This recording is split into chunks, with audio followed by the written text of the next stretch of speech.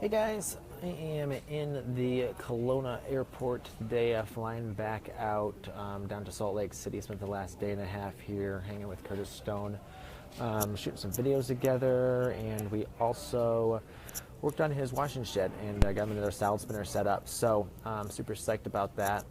He was super pumped to have all that set up now, and they've been doing about 500 pounds of greens a week. So this second machine really helped them speed everything up. So and actually, they've been doing that 500 pounds, one person, 2 hours processing that. So that is really amazing, and we're hoping they can pull that down to an hour and a half with the second greens machine. So yeah, stay tuned. We've got a bunch of videos coming on the trip, and that's actually what I was doing right before I picked the phone up to do this, was actually editing some of those videos. So I'll be back to that. But I fly out of here to Seattle and Salt Lake City, spend 2 days there consulting, and then fly back home Sunday. So looking forward to getting home.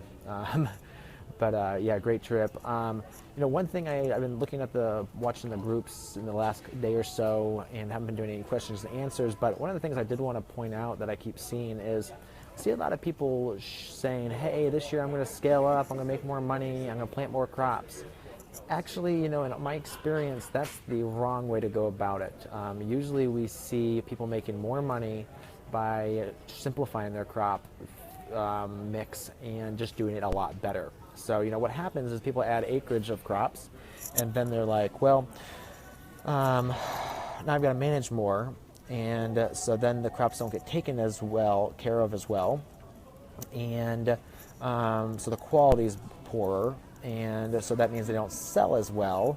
And so then they're like, oh, well, next year I'm just going to add another acre of crops because it'll make, I'll just make a little bit more money off that. Well, that's kind of a vicious cycle. And when I get back to the office, I can do a whole video about that. And we'll go into exactly, the kind of the thinking behind that, and kind of I'll sketch it on the board how I've seen it work. And it was on our farm too. So, we struggled with this. We had to kind of work against this to make our farm profitable. But, one thing with Curtis is he's simplifying his crop mix every single year, and to the point where he actually may drop tomatoes. Tomatoes is a crop that's incredibly lucrative usually, but just looking at his sales of his other crops and where his profit centers on his farm, is tomatoes is just one of those things that take a ton of time, and the return can actually not be great, just because of the amount of what you put into that. So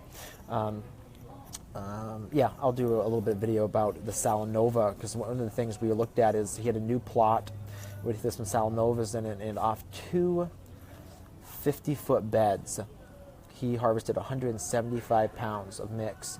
So we figured out, we do this profit per square foot per week calculation, and what he's making per square foot per week is 80 cents a square foot per week, which is incredible. Tomatoes with the $1 million infrastructure, for a huge, massive hydroponic system, they're $1 a square foot per week, and their costs are like 95 cents. So, but with Salanovas, his costs are super simple hoop houses, caterpillar tunnels, and just really low infrastructure costs for that. And so he'll make on that property. He had 11 beds on that property. He says this first year he'll make $17,000 off about, so it's 11 beds, 50 foot long. So 4 times 50 is about 166 square feet. So under 2,000 square feet, he'll be making 17 grand. So anyway, something to think about, something to, as you're figuring out what crops to grow and figuring out, what to drop, look at your profit centers, figure out where that is and how you're making money on that. And I'm going to go jump on a flight here. So you all have a great rest of the morning, and look forward to those videos coming out. All right.